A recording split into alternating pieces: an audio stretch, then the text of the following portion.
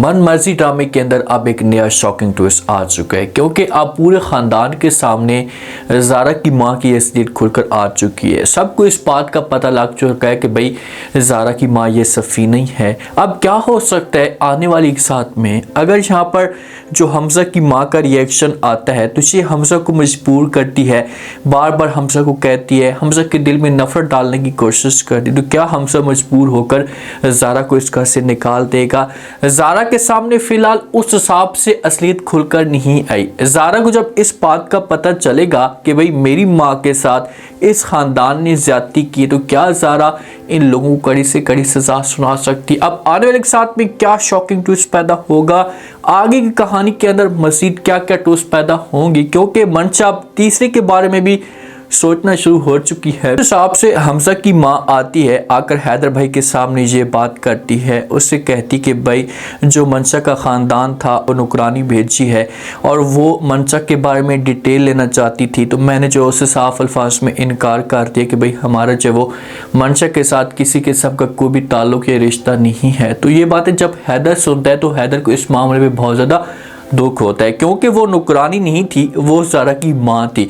तो आगे से हैदर जो खुलकर बोल पड़ता है, सारी की सारी असलियत बताना शुरू कर देता है। आपा को कहता है कि आपा जी बस कर दे, बहुत हो गया, मैं मजीद ऐसा की बातें बर्दाश्त नहीं कर सकता। आप जिसके बारे में बात कर रही हैं सफ़ीना, वो ज़ारा की मां है। तो हमज़ा भी साथ में मौजूद होता है और मंशा की मां भी मौजूद होती है। जब हमज़ा ये बातें सुनता है तो हमज़ा इस मामले पे शॉक्ड हो जाते हैं, सारों के मुंह खुले रह जाते हैं, सब के सब इस बात पे यकीन तक नहीं करते। हमज़ा से सब कुछ बर्दाश्त नहीं होता और वो बोलना शुरू कर देता है और मामू जान को कहता है कि मामू जान, ये जो सफ़ीना की आप बात करें ये तो शुजा की फुप्पो है। तो आगे से जो मामू जान कहता है कि जी बिल्कुल ये शुजा की फुप्पो है। तो हमज़ा कहते हैं कि अच्छा आपको इस बारे में सब कुछ पहले से पता था कि भाई मंशा की जो शादी है ये इस ख़ानदान के साथ हो रही है, आप सारी की सारी डिटेल इस ख़ानदान के बारे में पहले से जानते थे। अब हमज़ा की जो माँ है ना, हमज़ा की माँ के सामने ये आती है तो उसके बाद हमज़ा की माँ को इस मामले पे बड़ा दुख होता है कि भाई ने हमारे साथ बहुत ज़्यादा ज़्यादती की है। जब भाई को इस बात का सब कुछ पता था तो ये ज़ारा की शादी हमज़ा के साथ क्यों करवाता है। जिस वक्त ये अपने घर के अंदर जाते हैं, हमज़ा और हमज़ा की माँ रूम के अंदर मौजूद होते हैं, तो हमज़ा की माँ जो वो अब हमज़ा के दिल में नफ़रत डालने की कोशिश करती है। हमज़ा को कहती है कि भाई हैदर भाई ने मेरे साथ बहुत ज़्यादा जो वो ज़्यादती की है, मुझे जो इसने चोट पहुँचाई तो मैं कभी भी नहीं भूल सकती। इस ज़ारा को हमारे ऊपर आकर इसने चट्टी काट दिया है, इसके पास कोई और ऑप्शन मौजूद नहीं था। देखिए कि आज हमारे साथ क्या कुछ हो रहा है, ऐसा मज़ीद हमारे सामने इसलिए खुलकर आएगी।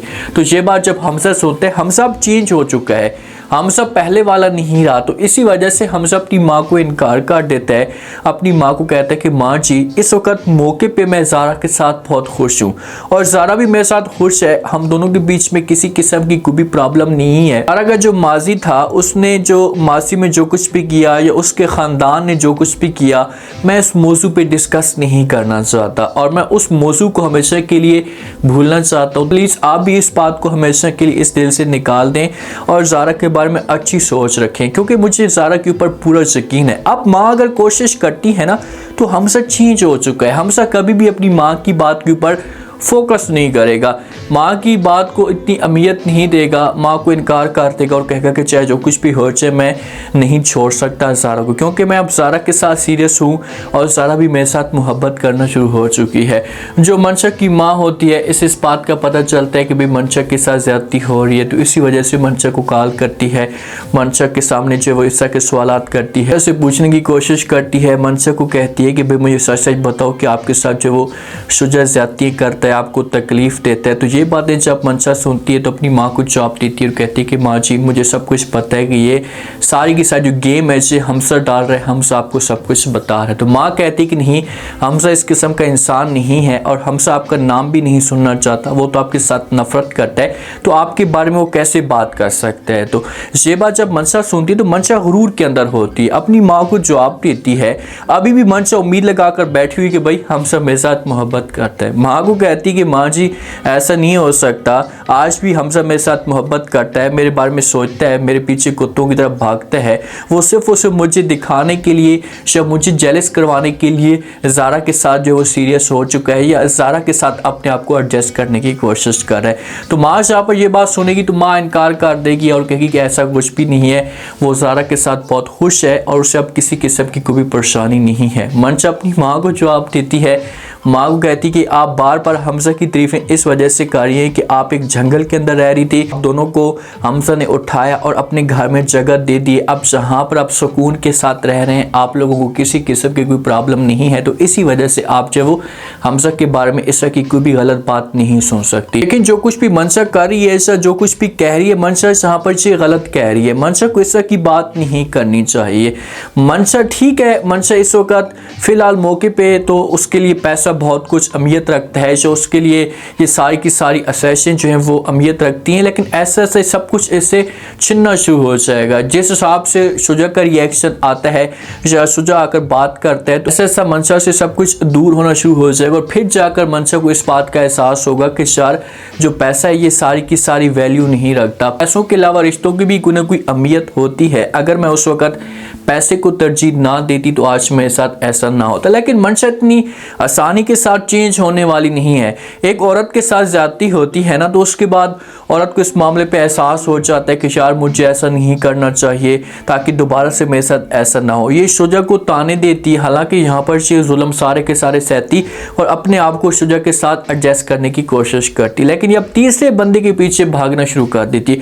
अब इसका कोई फ्रेंड हो सकता है, किसी भी तरह से इसका जो ताल्लुक है उस फ्रेंड के साथ बना है। अब दोनों की जो कॉल पे बात होना शुरू हो जाती है, वो फ्रेंड इसे बार बार कॉलें करता है। आगे से मंशा कह सकती है कि मेरे पास टाइम नहीं है, सो मैं कॉल रिसीव नहीं कर सकती, तो फ्रेंड मस्के लगाना शुरू कर चुका है। फ्रेंड को इस बात का पता है कि भाई इस तरह से मैं मंशा को अपने जाल में फंसा सकता हूँ, है तो थोड़ी सी मेंटल सी, तो उसके सामने बातें करता है, तारीफें करना शुरू कर देते कि भाई आप इतनी प्यारी सी हैं और एक कमरे के अंदर आप बंद कैसे रह सकती हैं, आपका हक बनता है कि आप बाहर घूमें, इंजॉय करें, आज मैं आपका जो वो डिनर पे वेट करूंगा और आपने तैयार होकर आना है। तो ये बात जब मंशा सुनती है तो ये फ्रेंड को जवाब देती है और कहती कि लास्ट में तो पर जब मैं डिनर पे आऊंगी तो तैयार होकर ही। ऐसे ये बैठ जाएगी ना मुलाकात करने के लिए उसके साथ, या जिस वक्त ये किसी रेस्टोरेंट पे बैठे होंगे तो कोई ना कोई वहां पर इन लोगों को देखेगा। तो उसके बाद शुजा तक ये रिपोर्ट पहुंचेगी, शुजा को इस बात का पता चलेगा, तो शुजा जो होगा से मंशा के साथ जो वो आकर नफरत करेगा, इसके ऊपर गुस्सा करेगा कि भाई तुम किसके साथ मुलाकात करती हो, मैंने आपको मना भी किया कि आपने किसी किस्म की कोई मुलाकात नहीं करनी।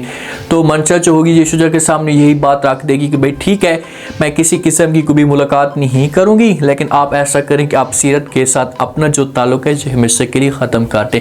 सीरत अपने आप को हमेशा के लिए शुजा से दूर कर लेती है, उसके साथ किसी किस्म का कोई भी रब्ता नहीं करती और उसकी सिर्फ और सिर्फ एक ही डिमांड है कि बस मुझे जो वो शुजा तलाक दे दे। अब गाड़ी के अंदर मौजूद होती है, शुजा कॉल पे बात करता है, इसे समझाने की कोशिश करता है और कहता है कि आप जो कुछ भी करना चाहती हैं मैं इतनी आसानी के साथ आपको तलाक नहीं दे सकता, चाहे जो कुछ भी हो जाए। आगे से सीरत जब ये बात सुनती है तो शुजा को कहती है कि भाई आपने मुझे हर सूरत में तलाक देनी है। शुजा कहता है कि मुझे ये बताओ कि आपको कोई और मिल चुका है जो आप इस तरह की बातें कर रही हैं, जब बार बार तलाक की डिमांड कर रही हैं। तो सीरत कहती है कि भाई आप अपनी ज़िंदगी सुकून के साथ गुजार रहे हैं, अपनी मर्जी के मुताबिक गुजार रहे हैं, तो लास्ट में तो पर मैं भी ज़िंदगी अपनी मर्जी के मुताबिक गुजारूंगी ना, मेरा भी हक बनता है और मेरा भी दिल करता है कि मैं अपनी ज़िंदगी को एंजॉय करूं। तो इसी वजह से आप इस बात को छोड़ें कि मैंने किसके साथ शादी करनी है, किसके साथ नहीं करनी, आप मुझे तलाक दे दें, मैं आपके साथ इस तरह का रिलेशन नहीं बना सकती। आप शुजा समझो कि मुश्किल में फंस चुका है, मंशा से भी ये दूर होना शुरू हो चुका है और सीरत इससे दूर होना शुरू हो चुकी है।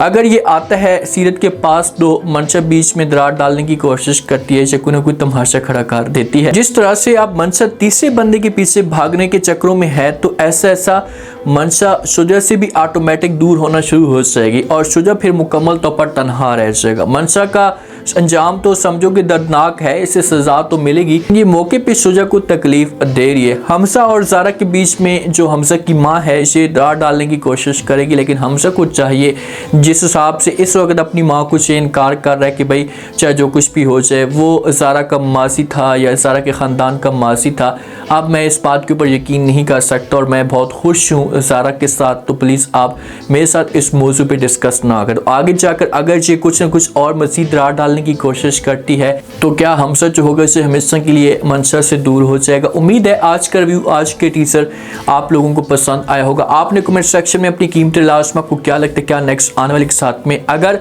ज़ारा के सामने अपनी माँ की असलियत आती है और माँ जो होती है ये ज़ारा के सामने कुछ अजीब तरह की दास्तान रखती है कि मेरे साथ ज़्यादती हुई है, इस ख़ानदान ने मेरे साथ ये ज़्यादती की है, तो क्या फिर हमेशा के लिए ज़ारा इस ख़ानदान के साथ नफ़रत करना शुरू कर देगी। अगर कुछ ना कुछ ऐसा सीन पैदा होता है तो बीच में कौन माहौल एडजस्ट करने की कोशिश करेगा, लास्ट में फीडबैक दें और सब्सक्राइब भी लास्ट में कर दें।